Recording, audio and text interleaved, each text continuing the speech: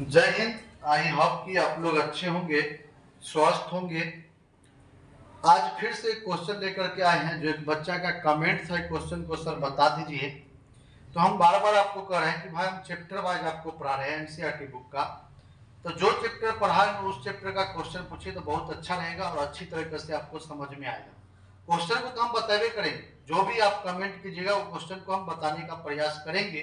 लेकिन जो चैप्टर पढ़ा रहे हैं उसमें से भी कमेंट कीजिए। अगर वो चैप्टर आपसे नहीं बन रहा तो उससे भी आप कमेंट कीजिए, उस चैप्टर से हम बताएंगे। जैसे आपका जो है 9th क्लास का बहुपद चैप्टर चल रहा है, गुणनखंड, और 10th का चल रहा है, तीसरा चैप्टर आपका चल रहा है दो चल रैखिक समीकरण, जिसमें 3.1 और 3.2 खत्म हो गया है।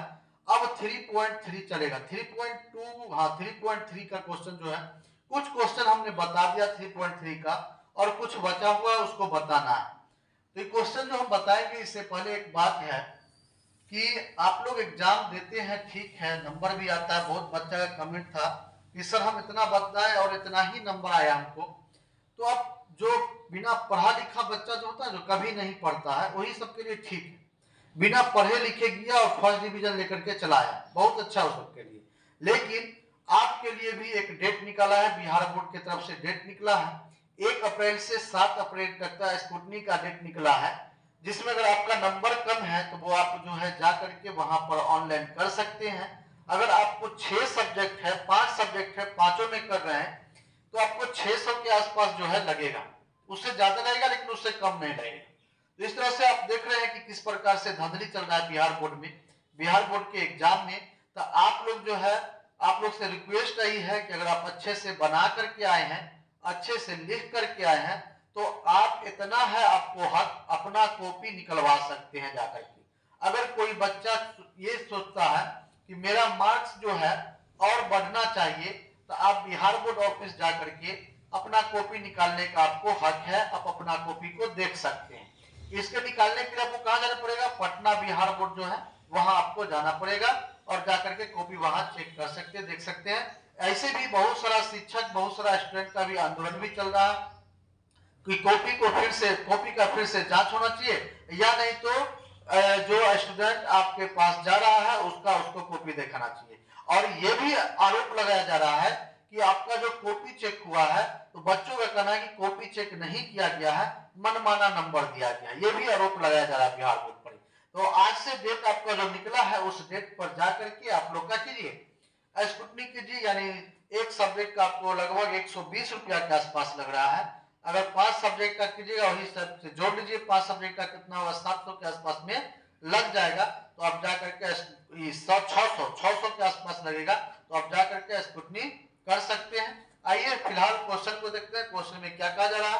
एक बच्चा का कमेंट है। अब एक और बात हम बता दें कि आप जो कमेंट कर रहे हैं क्वेश्चन, उसके साथ साथ अपना डिस्ट्रिक्ट या राज्य जरूर बताइएगा, ठीक ना। आइए क्वेश्चन बोल रहा है कि 21 सेंटीमीटर त्रिज्या वाले एक अर्ध गोले का आयतन ज्ञात करें। ये क्वेश्चन आपका 9th में भी है और 10th में भी है। 10th में भी पूछा जाता है और 9th के बुक में आप जाइएगा, भारतीय वन को लटिएगा, गोला चैप्टर अर्ध गोला करके है, उसमें जाइएगा तो ये आपको क्वेश्चन देखने के लिए मिलेगा। देखिए बोल रहा है कि 21 सेंटीमीटर त्रिज्या वाले एक अर्ध गोले का आयतन ज्ञात करना है आपको। तो देखिए त्रिज्या जो आपको दिया है, यहाँ पर त्रिज्या दिया गया है, लिख देंगे हल। तो दिया गया क्या है, दिया गया है, ठीक ना। त्रिज्या, त्रिज्या कितना दिया गया है? त्रिज्या दिया गया है 21 सेंटीमीटर। कितना दिया गया है? 21 सेंटीमीटर त्रिज्या दिया गया। यानी त्रिज्या जो इसमें दिया गया है वो आपको 21 सेंटीमीटर दिया गया। तो 21 सेंटीमीटर दिया गया है, तो अर्ध गोले का आयतन बोल रहा है, तो लिखेंगे यहाँ पर अतः अर्ध गोले का आयतन, तो अर्ध गोले का जो आयतन हो जाएगा वो होता है 2/3 पाई आर क्यू। ये होगा 2/3, पाई का वैल्यू 22/7 होता है। याद रखिएगा पाई का वैल्यू कहीं कहीं पर 3.14 भी देता है। तो इसको अगर देगा रखने के लिए तो उसी को रखिए, इसी को रखिए, और नहीं देगा तो आपको जो है पाई का वैल्यू 22/7 ही रखना है। और त्रिज्या है 21 गुने 21 गुने 21 कर देंगे, तो ये आपका कटेगा 7 या 21, ये 3 से 3 खत्म। 22 को 2 से गुना करेंगे, 22 गुना हो जाएगा 44 गुने इधर बच जाएगा कितना, 21 21 को गुना कीजिए, 441 सेंटीमीटर क्यूब। अब इसको क्या करना है, 441 को क्या करना है, 441 को 44 से गुना कर देना है। तो 441 को 44 से गुना कीजिएगा तो आपको लगभग 194 जीरो, जीरो के बाद 194 जीरो, उसके बाद आपको हो जाएगा कितना हो जाएगा, गुना कीजिए 4 सेंटीमीटर, ये आ जाएगा सेंटीमीटर की। इतना आपको आंसर आएगा, 19,404 जो है आपका राइट आंसर आएगा। यही आपका जो है it will be right answer. तो इस प्रकार से क्वेश्चन को बनाएंगे। अगर अभी आपको अगर समझ में नहीं आया होगा फिर से कमेंट कीजिएगा, फिर से हम क्वेश्चन को बताने का प्रयास करेंगे। आपसे आखिरी निवेदन रिक्वेस्ट यही है कि आप जो है हमारे चैनल को फेसबुक पर देख रहे हैं पेज पर तो फॉलो कर लीजिए, लाइक कीजिए, सब्सक्राइब कीजिए और कमेंट इसी तरह से करते रहिए। और YouTube पर देख रहे हैं तो YouTube पर भी सब्सक्राइब कर लीजिए, लाइक कीजिए, शेयर कीजिए और इसी तरह से जो है वीडियो पर कमेंट करते रहिए।